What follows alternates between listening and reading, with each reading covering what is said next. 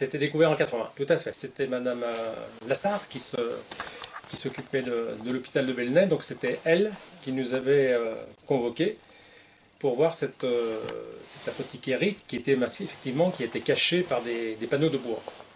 Donc on est allé sur place, ces équipes de l'équipe de l'hôpital de Bellenay donc avaient enlevé ces panneaux de bois, une partie de ces panneaux de bois, puis on a vu derrière de magnifiques meubles en noyer d'époque. Donc on s'est dit, ah bah oui, c'est un très bien, très beaux éléments, ça mérite de s'y attacher.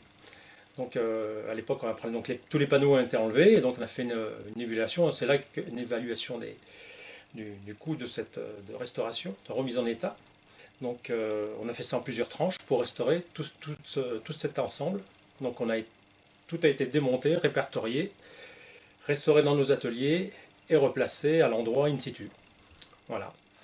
Donc après, à l'époque, on l'avait fait voir aussi à monsieur Frédéric Didier, architecte en chef des monuments historiques, euh, qui, qui a, qui a vu que c'était de très belle qualité, que ça méritait vraiment être classé, répertorié, parce qu'à l'époque, rien n'était répertorié. Donc voilà. Donc Madame Lassard s'est occupée de ça, au niveau de faire répertorier pour que ça soit quand même protégé, parce qu'après, n'importe qui pourrait prendre ces éléments ou les acheter. Et donc on a restauré tous ces éléments et puis remis en place in situ à la maison de la Charité.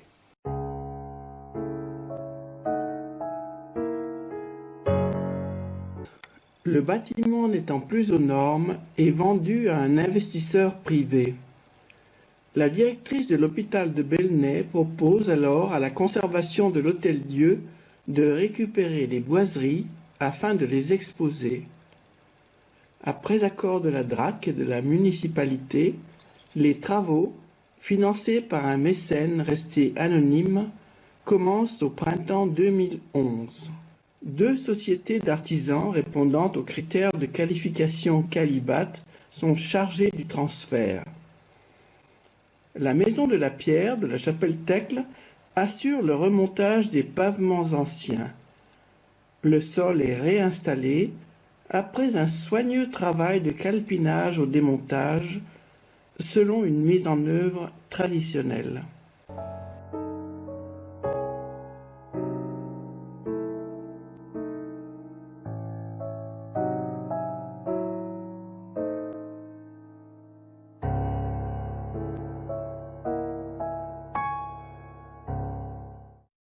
On a redémonté une seconde fois tous ces éléments et donc on a stocké ça avant de la replacer.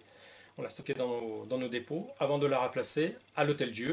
Donc une fois le pavage au sol remis, on a replacé exactement l'apothicaire par rapport au calpinage qu'on avait fait, par rapport au dallage. C'était exactement, il n'y a eu aucune modification, puisqu'on s'est calpiné par rapport au dallage. Il y a juste alors le plus gros du travail, c'était de se refixer dans une pièce qui n'était pas aux dimensions, qui était plus grande que la taille de l'apothicaire. Donc il a fallu faire une remise comment dire, fixer les boiseries par rapport au mur existant, et la pièce n'était pas du tout d'équerre, donc la pièce d'origine, il y avait du faux équerre, tout ça. Donc. Après le transfert de 2011, deux meubles qui formaient l'encadrement de la porte de l'apothicairerie dans la maison de la Charité attendaient d'être restaurés et installés à l'Hôtel-Dieu. Une nouvelle campagne de mécénat en février 2018 a permis de récolter les fonds nécessaires à cette installation. Après 4 semaines de travaux, l'entreprise Reta Cardon a pu terminer ce travail remarquable.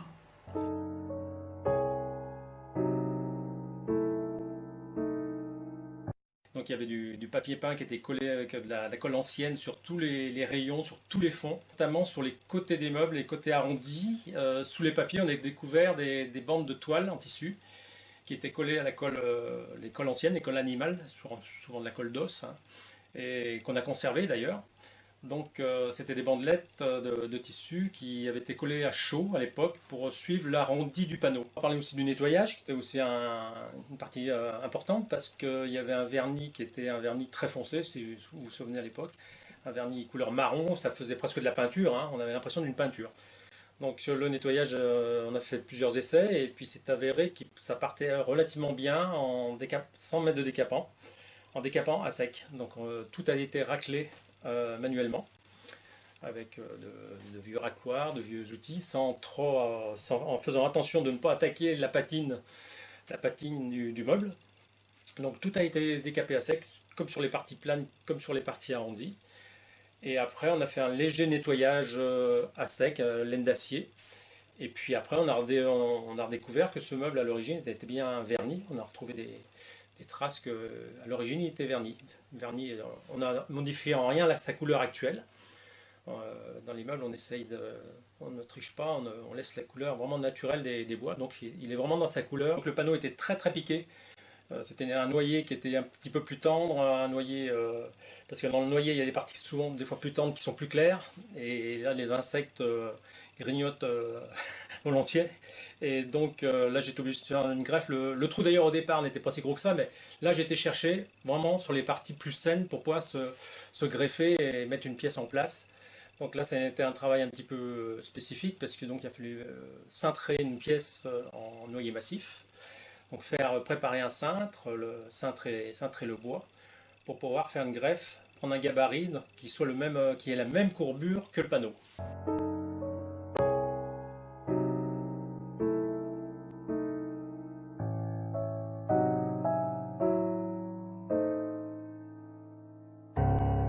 Les rayons sont en sapin, en bois blanc sapin, donc ce qui est classique souvent dans les types de meubles, hein, comme dans les armoires, on fait du rayonnage en sapin. Les fonds sont, disons, en bois plus modeste, plus pauvre que les parties façades. C'était aussi une question de coût. Donc forcément, les parties comme le sapin se piquent plus volontiers que certaines parties de bois dur.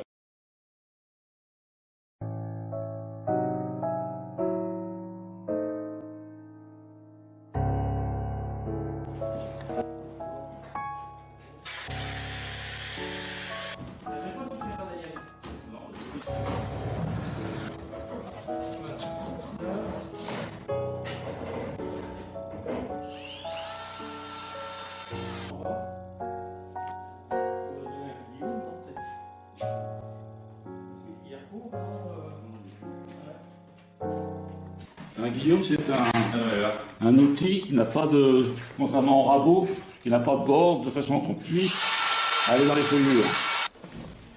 Tout bon.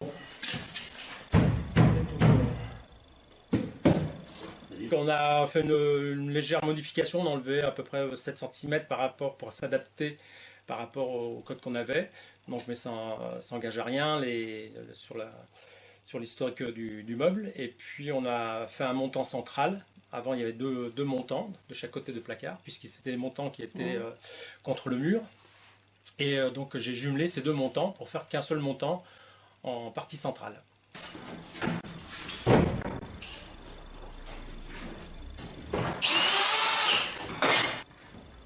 Bon. Comment ça se fait que vous jaune? Là, je fais un cache, parce que cacher, comme là, il y a un gros désaffleur entre le mur et le meuble. Donc là, je suis en train de faire un cache adapté. On le tablette, c'est-à-dire on suit le profil du mur. Donc j'ai suivi le profil du mur avec un crayon, avec un compas, et on traîne, on épouse la forme du mur sur le morceau de bois. Après, on trace et on découpe.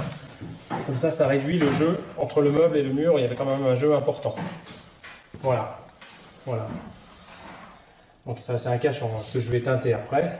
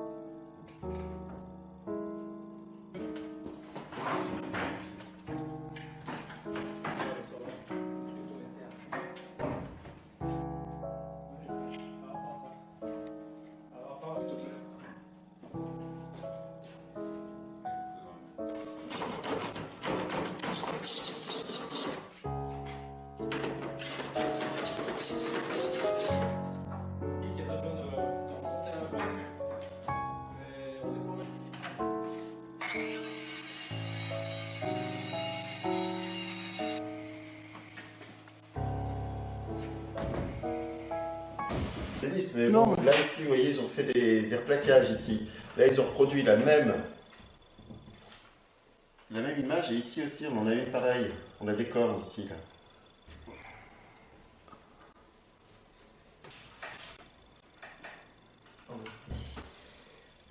Sinon, les serrures, non. Il y a des clés sont d'époque, les serrures sont d'époque. Là. Mais... Ah ouais. Ah ouais.